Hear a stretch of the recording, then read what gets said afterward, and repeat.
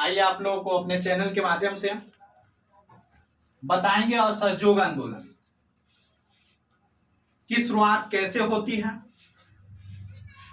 कारण क्या है, असहयोग आंदोलन होने के पीछे उद्देश्य क्या था। इसी बीच एक घटना हो जाती है चौरी चौरा कांड, इसके बारे में भी बताएंगे। क्या वजह थी कि असहयोग आंदोलन को गांधी जी के द्वारा डायरेक्ट स्थगित कर दिया जाता है, इसके पीछे कुछ न कुछ कारण था। आइए एक एक पॉइंट पे हम लोग बात करेंगे। सबसे पहले हम देखेंगे असहयोग आंदोलन। क्या देखेंगे? असहयोग आंदोलन। असहयोग आंदोलन को सबसे पहले हम लोग प्रथम जन आंदोलन भी कहते हैं। क्या कहते हैं? प्रथम जन आंदोलन। गांधी जी के द्वारा जो आंदोलन की गई थी उस आंदोलन को हम लोग प्रथम जन आंदोलन के नाम से भी जानते हैं। सबसे पहले यहां पे फोकस करेंगे, हम लोग ध्यान देंगे कि असहयोग आंदोलन की जो शुरुआत कब की गई। असहयोग आंदोलन की शुरुआत कब की गई? 1 अगस्त 1920 को।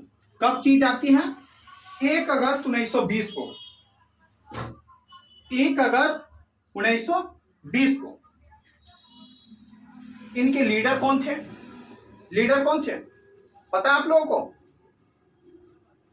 महात्मा गांधी। कौन थे? महात्मा गांधी।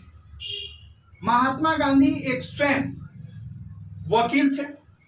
वह हर नियमों को, हर कायदा कानूनों को अच्छी तरह से जानते थे और इसके पीछे कारण था खिलाफत का जो मुद्दा। क्या मुद्दा था? खिलाफत की मुद्दा।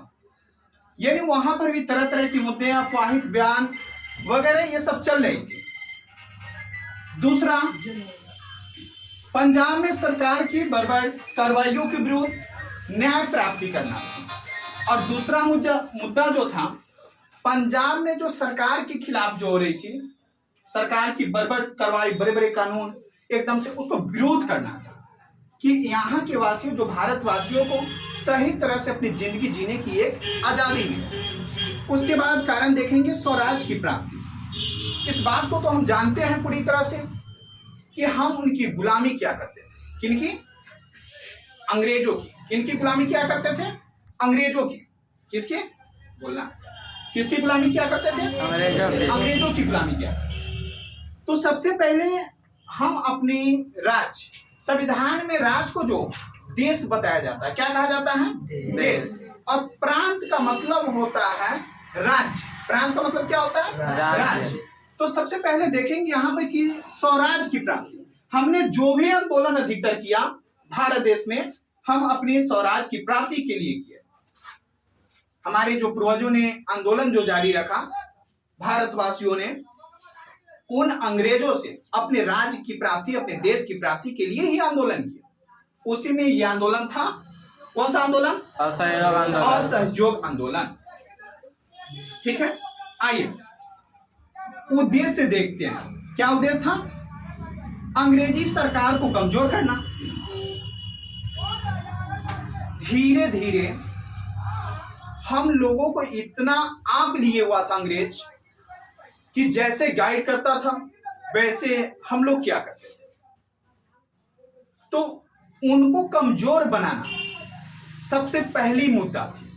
असहयोग आंदोलन के दौरान उनको कमजोर बनाना सबसे पहली मुद्दा थी। अगर हम उनको कमजोर बनाएंगे तब उस पर हम विजय हासिल करेंगे, जीत पाएंगे।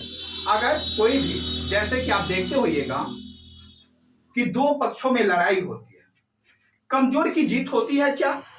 नहीं। कमजोर की जीत होती है? नहीं होती। जब तक उसमें बढ़िया ताकतवर नहीं हो, वह जब भी जीत होगी उस ताकतवर की ही हो। इसलिए हम लोगों को ताकतवर बनना था। क्या बनना था? ताकतवर। जब हम लोग ताकतवर बन जाएंगे ना, उस समय ये उद्देश्य था कि जब हम लोग ताकतवर हो जाएंगे, अंग्रेज जब कमजोर हो जाएगा, जब अंग्रेज को लगेगा कि हाँ सभी इंडियन वासी, जो भारतवासी हैं, वह सभी एक हो चुका है, इस दौरान उसको अपनी कमियां जो फील होगी और हम लोगों की जीत होगी, ये हम लोग का उद्देश्य था। दूसरा, सरकारी स्कूल एवं कॉलेजों का बहिष्कार। सरकारी स्कूल एवं कॉलेजों का बहिष्कार।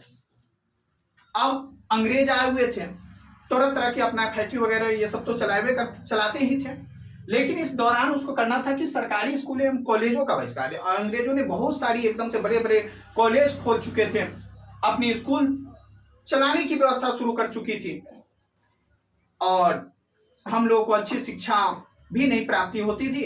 तो सबसे मेन मुद्दा हम लोगों का था कि हम उनकी स्कूलों का क्या करेंगे, बहिष्कार करेंगे। क्या करेंगे? स्कूलों का बहिष्कार। जब हम उनके स्कूलों का बहिष्कार करेंगे, उनके कॉलेजों का बहिष्कार करेंगे, अंग्रेज भी समझ जाएंगे कि हाँ, भारतवासी में वह दम है जो हमारे किसी भी संस्था को चलने नहीं दिया जा रहा। स्वदेशी को अपनाना। जैसे आज भी हमारे भारत देश के पीएम यानी प्रधानमंत्री नरेंद्र मोदी जी कहते हैं लोकल फॉर वोकल, यानी लोकल यूज कीजिए। आप अपने आप की जो तैयार की गई जो सामान है आप उसको इस्तेमाल कीजिए। तो स्वदेशी, हम वैसे चीजों को उपयोग करेंगे जो हमारे देश में अवेलेबल हो। हम क्यों विदेशों द्वारा बनाए गए चीजों की यूज करेंगे? ऐसा नहीं करेंगे जल्दी, ठीक है। जो भी हम अपना देश में बनाएंगे उसको क्या करेंगे?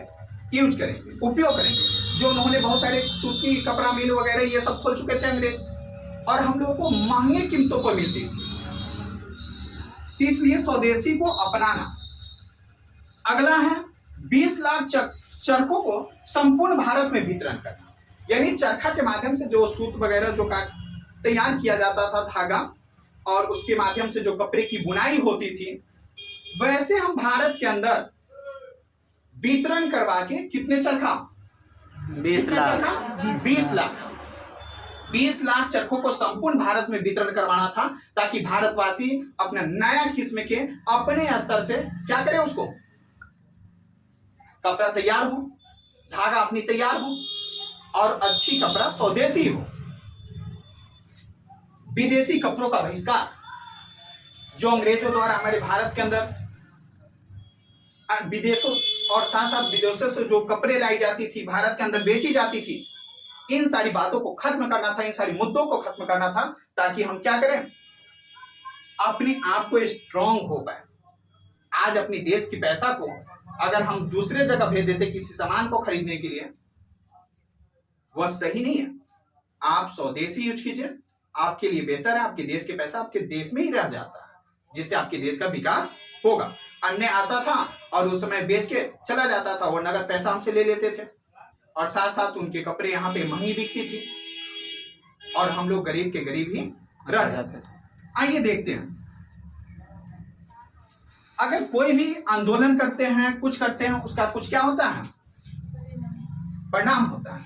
अगर बच्चे एग्जाम देते हैं, साल भर पढ़ाई करके, पूर्ण रूप से तैयारी करके, उनका उद्देश्य होता है, जैसे कि हम लोग के असहयोग आंदोलन के अंतर्गत कुछ उद्देश्य था, वैसे ही उन बच्चों की भी उद्देश्य होती है कि हमारी अच्छी नंबर आए, यानी जो हमारा मार्क्स हो, प्राप्तांक जो हो वह अच्छी है, उनका भी एक उद्देश्य होता है। और अंत स्थिति जब एग्जाम दे के आते हैं, कुछ दिन वेट करने के बाद उनका भी परिणाम घोषित होता है, first second third Bihar topper जो भी होना होता है वह विद्यार्थी को मिल जाता है। वैसे ही अगर हम असहयोग आंदोलन जो कर रहे थे, इसका क्या परिणाम आता है, आइए देखते हैं। सबसे बड़ी बात है कि जब अंग्रेज को पता चला कि अब ये लोग एक हो चुके हैं, क्या हो चुके हैं, एक हो चुके हैं, क्योंकि यहीं पे हमने प्रथम बार यानी फर्स्ट में ही बताया है कि प्रथम जन आंदोलन था। ये आंदोलन ऐसे थे कि समाज के सभी वर्ग इसमें आ चुके थे। पहले तो यानी इन्होंने तरह तरह की मुद्दा, हिंदू मुस्लिम जातिवाद वगैरह को लड़ाने का काम किया। इनकी एक ही नीति थी अंग्रेजों की, फूट डालो और शासन। इस नीति को अपनाकर हम भारतवासियों को फोड़ने तोड़ने का काम किया और अपनी शासन जारी रखता था। तो इसी दौरान क्या करता है, 30,000 आंदोलनकारियों की गिरफ्तारी हो जाती है। किनके द्वारा? उन अंग्रेजों के द्वारा हो जाती है। अंग्रेज सरकार के द्वारा कितने आंदोलनकारियों की गिरफ्तारी होती है? 30,000। 30,000, ठीक है। और इसी बीच एक हम लोग के बीच में चौरी चौरा कांड। विद्यार्थी ध्यान देंगे, आपसे एग्जाम में पूछा जाता है कि चौरी चौरा कांड के बारे में बताएं, तो आप इसको बताने में असक्षम हो जाते हैं, चाहे पूर्ण रूपे न जान नहीं पाते हैं। आइए ये भी जानकारी थोड़ा सा में ही हम लोग पूरी प्राप्त कर लेंगे, अच्छे तरह से करेंगे। चौरी चौरा कांड क्या देखना है? चौरी चौरा कांड। अब देखिए, असहयोग आंदोलन, जब आंदोलन हो रहा था ना, तो उसमें इतने भीड़ थी, भगदड़ थी कि मत पूछिए। अंग्रेजों को लगा कि अब हमें काफी तबाह करके ही छोड़ेगा। अब अंग्रेज सरकार की फौज आती है और उन आंदोलनकारियों पे डायरेक्ट हमला कर देता है। क्या करता है? हमला कर देता है। अब सोचिए कि हम किसी काम को शांतिपूर्वक कर रहे हैं और आप हमें तबाह कीजिएगा, हम छोड़ेंगे? नहीं छोड़ेंगे, किसी भी हाल में नहीं छोड़ेंगे। और बहुत सारे लोग हमारे इसमें घायल होते, मारे जाते हैं। और यह चौरी चौरा कांड जो हुआ था, उत्तर प्रदेश, वर्तमान में जो उत्तर प्रदेश है, वह गोरखपुर के निकट चौरी चौरा जगह जो पड़ता है, स्थान पड़ता है। यह कांड 5 फरवरी 1922 को हुई थी। कब हुई थी? 5 फरवरी 1922 को हुई। वजह क्या थी? ये आंदोलन कर रहे थे, ये क्रांतिकारी जो भी लोग थे आंदोलन में शामिल थे। अब वहाँ जो सरकार की फौज आती है और इन पर एकदम से डायरेक्ट अपना वार करना शुरू कर देता है। अब मानने को तो कोई तैयार नहीं था। यहाँ पे देखते हैं कि आप लोग भी बचपन में, चाहे अभी भी अगर होंगे, देखते हुए कोई थोड़ा सा एक चाटी खींचता है तो आप उसको तुरंत रीअप्लाई कर देते हैं, 5 चाटी धराधर आप खींच देते हैं। इससे क्या होती है? वही हम लोगों में वही खून है, वो आज़ादी वाला, जो आप आज़ादी आज भी एकदम से हैं और आज़ादी के लिए क्या नहीं कर लेते हैं। आगे देखिए, तो यहाँ पे देखेंगे, अब ये तो आंदोलन किया, अब उसी में सब कैटेगरी, सभी तरह के आदमी होते हैं।